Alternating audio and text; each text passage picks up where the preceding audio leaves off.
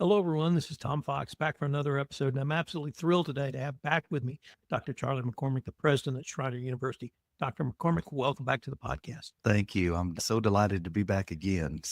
We're recording this in mid-March, and I thought it'd be a great time to ask you maybe to look back at the 24-25 academic year and maybe look forward and with a little teaser previews for 25-26. So you've had a lot of changes in starting certainly before 24, but what are some of the highlights from you for this academic year?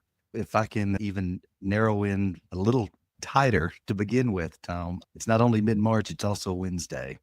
And every Wednesday morning, our Schreiner Institute men and women take a jog around campus. So, Schreiner Institute is the program that works with our veteran students and ROTC students and the students going on to a military academy. And they take a jog, and I can hear them doing their call and response cadence as they jog around campus. And as they get closer to me, it gets louder and louder. And as they pass by my windows outside, they stop their call and response and say good morning to Dr. McCormick. And so I got to start off this morning with the Schreiner Institute folks wishing me good morning. And that makes every Wednesday a great day. It's become my favorite day of the week because of that. So that's something new that's been added to this academic year, 24-25. And I hope that continues for as many years as I'm president at Schreiner. What a great tribute. Yeah. So it has been a great, fun year with lots going on. I keep thinking one of these years, I'm just going to sit back and say, I got nothing to do today but drink my coffee and read the newspaper. But that has yet to happen. This year, one of the really exciting things for me was we got our Center for Talent and Workforce Development program launched. And the idea behind this division was that it would focus on certificates, certifications, micro credentials of varying sorts that might be an opportunity for people out there who said, I don't want to go to college. I don't intend to go to college, but I would like to maybe upskill or reskill or just learn how to do this thing. And we think that for some people will be a gateway experience for them. And they'll say, wait a second, I can actually do this sort of college stuff. I want to go on and get a degree. Other people will say that's exactly the sort of educational experience I wanted and needed. I'm going to stop right there. And then we also think that our traditional undergraduates will find this an opportunity to sort of bolt on additional credentials and certifications onto their degree that will help them be more competitive once they graduate from Schreiner for their first job or getting into graduate school, whatever they may want to do next. So that's very exciting. This is deep waters for me to swim in, and I'm glad we've got some good people who understand this better than I do. But one of the first programs I was told we needed was a program called Mechatronics. And I thought somebody was pulling my leg. It sounded like a transformer or something like that to me, but no, it's a little bit electrical engineering, a little bit coding, a little bit robotics and automation. And so we have got our equipment purchased. We're getting the space ready. And next fall, we'll have our first class of mechatronics for students who want to develop that national licensure in that area. So that's one thing that's just really exciting to me.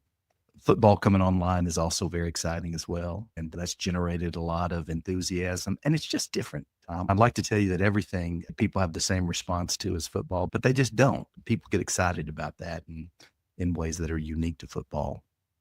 But football has all sorts of secondary benefits. For instance, we're recruiting right now for students who are going to be in our new drum and bugle corps. And that'll actually be housed in Schreiner Institute. So we know what their uniforms will look like, and we've got their drums and their brass ordered. And I think that's going to be a great addition, not only to a football halftime show, but for a variety of activities throughout the community. When you say, what this thing needs is a drum and bugle corps, we'll be ready to answer that call. And then, of course, we continue to add more academic programs. So this year, we launched agriculture. That follows on the heels of a new computer science program and a new engineering and, of course, a new aviation program. And we had one faculty member for agriculture. We've just made an offer, and the person has accepted that offer, who'll be joining us in the fall semester. And that really allows us to expand into some ag tech areas. So we'll both do very traditional sort of agriculture, soil sciences, animal sciences, craft agriculture. But this new hire is also going to push agriculture up next to computer science and engineering, I think in some very interesting ways, and really will help our students understand if they want to get in the agricultural industry when they graduate, they can really bring significant value to that industry because of what they're going to learn and do here. And innovation. And innovation. That's right. And who knows what it's going to look like. Somebody was telling me, oh, those vineyards you have on campus or those vines, that's going to be treated by a drone that identifies a disease on a leaf autonomously and can treat it right there at the spot. And that just sounds like science fiction to me, but it's exciting. You have an agricultural background, at least from growing up. I grew up in Snyder, and so everybody had a little bit of agricultural experience, but I learned pretty quickly, man, it's hot out there. And it's work. And it's work. So if you can find the job inside with air conditioning, that's not bad either. So what about the banking program? Has that been able to kind of get going? yeah, so I should probably be more courageous than I am. It took some of our local and regional bankers a couple of visits with me to convince me that this was a good place to devote some of our time and energy. And they really sold me on the idea when they said, Charlie, there are lots of good banking programs across the state, but nobody's really doing rural banking. And if you can figure out a way to do that better, that's going to help the industry as a whole and a whole lot of small towns in particular. And so that's what we've been focused on. Now, there's a lot that's transferable from the rural context to the urban context. So it's not only for students who intend to be rural, but a special focus there. And because we're interested in this being rural, one of the things that we were told is there are tellers out in Johnson City, there's Menard, Eden, and they're the most likely person to be able to be promoted within the bank and who wants to still live in that town and work at the bank. But they can't come to Schreiner to take classes as a regular student. So help us think about a sort of online program that they could complete, maybe with a low residency component on Schreiner's campus. So they come over for a long weekend, for instance, and that helps give them the skills and the experience so that they can get their next position in the bank. And so we're working on that right now. We're doing some really high quality online instruction, and that should be ready to be launched this fall semester. We do have an on-campus banking minor.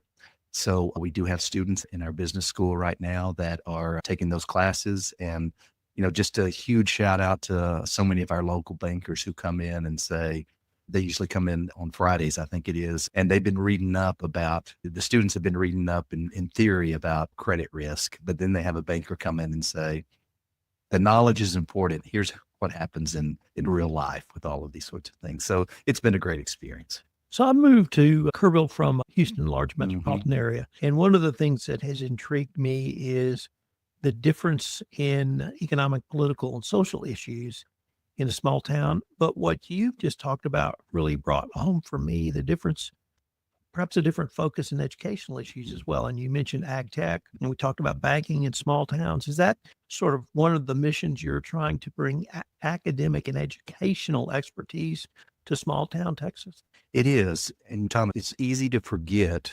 because schools like Harvard and Stanford sort of suck the oxygen out of the room when we talk about higher education, but that for the vast majority of colleges and universities, we are regional and local enterprises.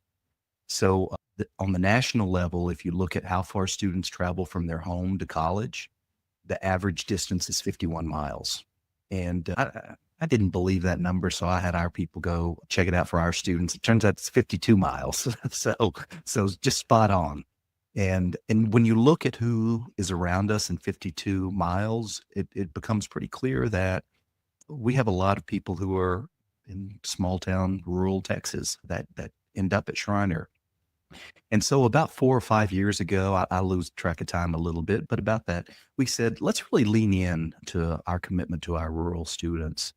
And among other things, we hired a former superintendent from Harper who began to go to all of the small towns, particularly out west of us and south of us, and start recruiting students out there. Maybe they only had a high school class of 12 students or something like that. And it's hard to say for a large metropolitan school, it's a good return on our investment to go out to those schools and maybe pick up one student who wants to come.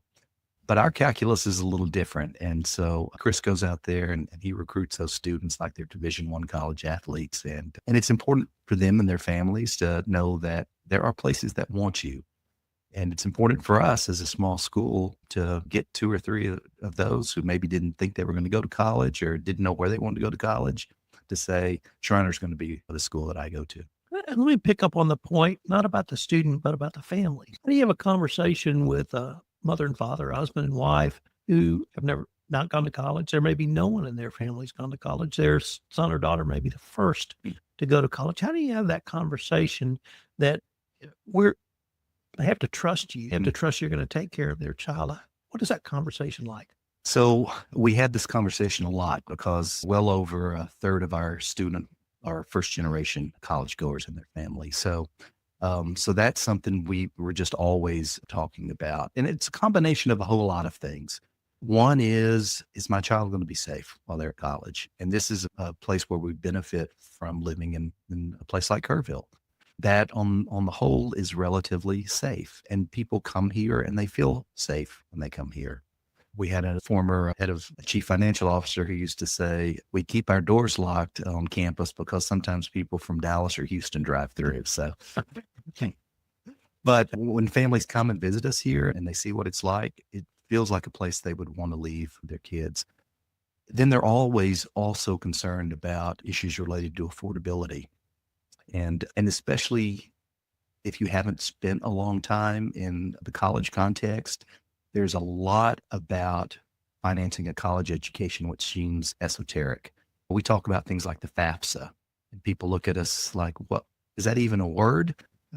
And so we spend a lot of time unpacking that process. But our board also said, and again, this was probably a decade ago, let's help people understand this process. And so let's lock in our tuition so that it doesn't get raised every year and people wonder why their financial aid package is worth less and less. So we have locked in tuition. Whatever you pay your freshman year is going to be what you pay your senior year. And they also said, let's stop adding on all these fees. You think you've paid your bills and then you've got to pay for parking and then you got to pay for your textbooks on down the list. And they said, we're just going to be inclusive with all of that so that you really understand what your bill is when you come to Schreiner. So that's an important piece too. And then there's the value piece, and families are concerned, is ultimately going to be worth it? The time, the investment. And so we've spent a lot of time in the last several years really trying to create credentials and programs of value where it becomes very evident to our families that if you study engineering, there's a good chance you're going to get a good job as a result of that. Now, keep in mind, I'm an English faculty member. And so there's still a very soft spot in my heart for an English major. We need good English majors. It can turn out okay for them too, as I like to remind the humanities still are important. They still matter, but especially for students that don't have and families that don't have a lot of college experience, programs like the humanities are just a harder sell. It's harder to make the connection between here's what I'm learning and here's how that's going to translate into not just a good job, but a great career or two after graduation. Can I maybe ask you to turn towards the upcoming academic year? And are there 2 or 3 things you might be able to share with us that you're looking forward to either rolling out or expanding in 25, 26? Yeah. So some of the big things that we're looking forward to is, of course, the official launch of football, which will start up. We have just moved to a new athletic conference as of yesterday. So we'll be in the American Southwest Conference moving forward. Really excited about that. It tightens up our geographical footprint a little bit, which means our student athletes will have less time traveling and can spend more time in class. And it's going to make it easier for parents to attend games as well. So enthusiastic about that. We are also going to have a exhibition match here in about 2 weeks in women's flag football. And so we're recruiting students for a women's flag football team that will be playing next year and well into the future as well. So many things I think is exciting about that. There's not a high bar of entry there. There's not a lot of sophisticated uniforms, helmets, and things like that you have to purchase. But it's a great opportunity for us to really be the tip of the spear on an emerging sport that I think is just going to continue to grow and increase over time. So that's exciting. And then I mentioned the drum and bugle corps. I think next year you're going to see a lot of content being produced from the Texas Center. Dr. Frazier, who's our director, has been not huddled down, but his team has been working on an extraordinary program called E Pluribus Texas, which will, I think, officially release in May, just as the academic year is concluding. And we hope it transforms people's understanding of Texas history, even the educational environment of how you teach Texas history all across the state, from fourth grade to seventh grade, even to college as well. So those things to me are exciting, and I'm looking forward to all of them rolling out. Dr. McCormick, unfortunately, we are near the end of our time for this episode, but I wanted to thank you again, and I greatly look forward to catching up with you soon. I do too, Tom. Thank you very much.